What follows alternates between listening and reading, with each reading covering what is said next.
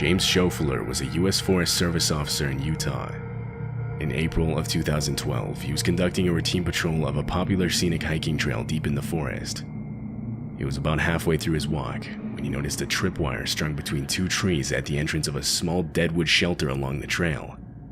He followed the wire and was led to a ball made of rocks and sharpened sticks hanging in the air, which was set to fall when the tripwire was hit.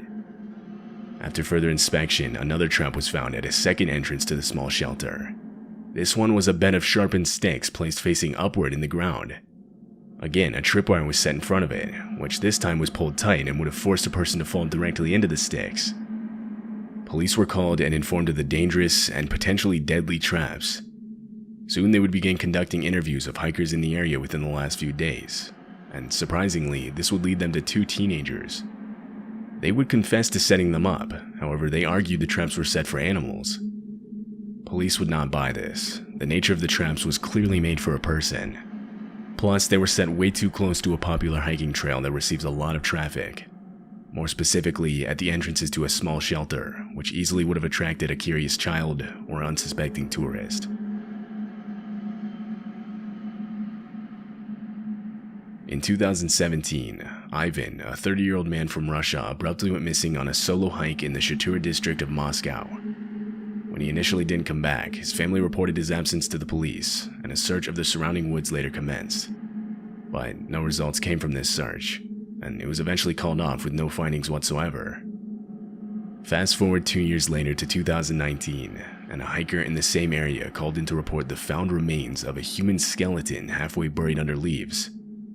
This human skeleton was later confirmed to be of Ivan. What makes the finding so disturbing, though, is what was found with the skeleton. Tied to the remains and nearby trees were multiple sets of handcuffs, locks, and chains. Ivan's tent was found close to the scene, leading police to believe he was attempting an isolated Houdini-type escape, chaining himself up and trying to free himself without any help, and that this ultimately went horribly wrong. One of his friends even later stated that this type of stunt was something he could see Ivan doing, as he would often practice survival skills in extreme conditions. But others believe Ivan was murdered, and that the crime scene was simply set up after the fact so that it would look like it was a tragic accident. Ivan's official cause of death hasn't been determined.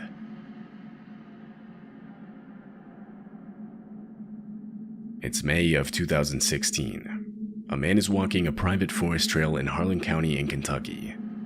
Suddenly, he sees something on the ground just slightly off the trail path. He gets closer and sees it's a trail camera. Trail cameras are waterproof outdoor cameras that are typically motion activated, with the purpose being to record wildlife. Most of them even have night vision capabilities. They're a somewhat common sight in the forest, so the man didn't give much thought to the discovery. Although, this camera didn't have any memory card or batteries inside. It looked like it was abandoned, and so the man decided to take it with him. Later, the man recalls giving the camera to a friend. When his friend put batteries in the camera, an explosion immediately went off inside of it. The trail camera was rigged with explosives that were set to go off the second batteries were installed. The explosion was large enough to blow off some of the man's fingers and cause injury to his stomach. Police launched an investigation and found another camera on the trail rigged to explode. Eventually, the cameras were traced back to a man named Mark Sawaf, who was immediately identified as a suspect. Police were granted a search warrant to his home, and there they found all the equipment used to create the explosives, along with a note that read, "Broken camera for a broken soul." Mark was taken into custody. Meanwhile, more reports of exploding cameras around the area were coming in. In response, police would take Mark back out into the forest and have him detail the locations of the remaining live explosive devices. But while in the forest with police, Mark would lunge at one of the officers' pistols in a last-ditch effort to get away. The physical altercation would result in Mark being fatally shot. Mark never revealed where his remaining trail cameras were before his death, although police believe there are numerous others within a 5-mile radius of those Kentucky woods, all of which just waiting to be discovered by some unfortunate person.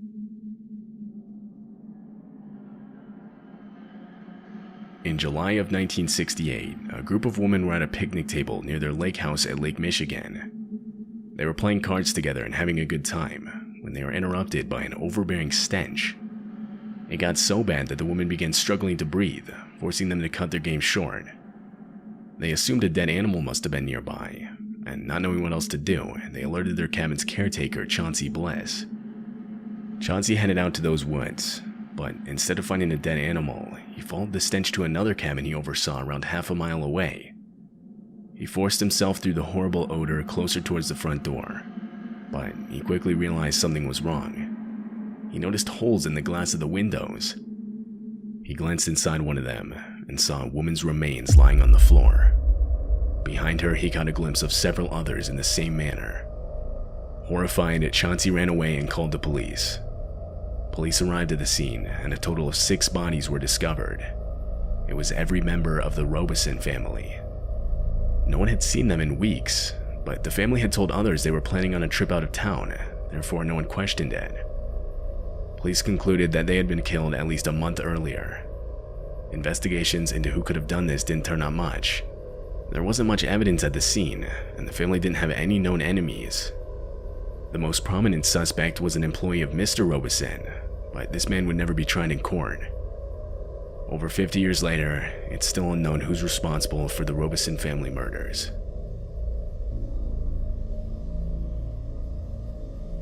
Matt Bell and a coworker were doing excavation work in the woods of Danville, Arkansas, when they came across a 32-pound old round ball in the ground. Matt thought it was an old cannonball from the Civil War and decided to take it home with him. The thing was dirty, and so he pressure washed the ball to try and clean it up a bit. While he was drying it on his counter, he snapped some pictures of it. The next day, he went to a Civil War museum to verify the object's authenticity. This is where he was informed that it wasn't a cannonball at all, rather a Civil War-era pressure-activated landmine that was still active. Matt was forced to take the explosive back home, where he called police. 20 homes in the nearby area were evacuated, and a bomb squad was called in. The explosive was carefully taken to a landfill where it was safely set off. Matt recalls his coworker throwing the mine to him out of a ditch when they first found it. That, along with multiple car rides and being pressure washed, Matt is extremely lucky the landmine didn't explode on him.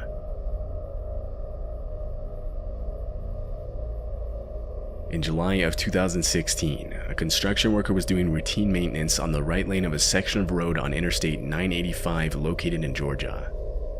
At one point during his shift, the man had to relieve himself, and so he started walking into the forest just next to him. He got about 80 yards in when he noticed a large object on the ground. As he got closer, he realized it was a suitcase. Curious, he zipped it open. Inside, he saw a human skull. Immediately, the man ran back to the highway and told his supervisor, who then told the police.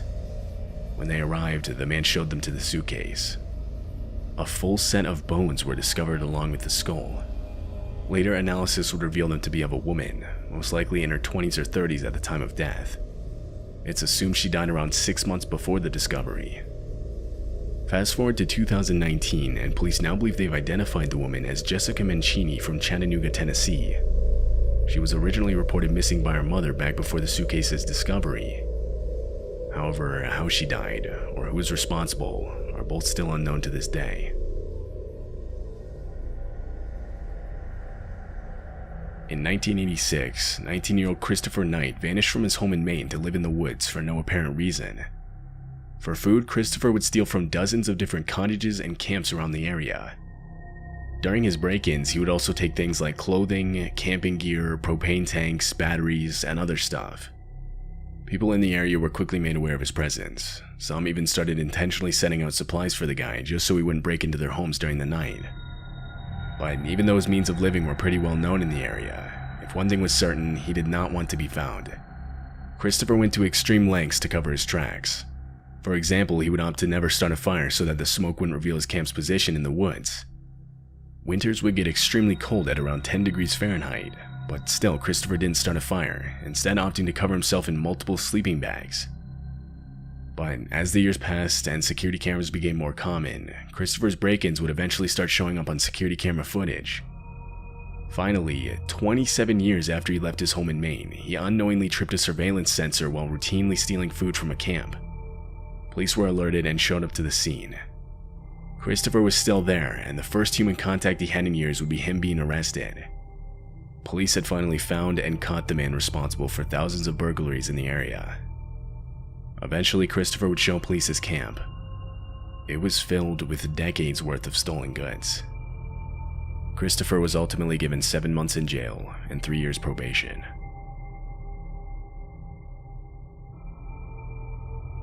It's April 26, 2021. The police department in Anchorage, Alaska receive a disturbing phone call. The caller reports a freezer in the forest, found buried halfway into the ground.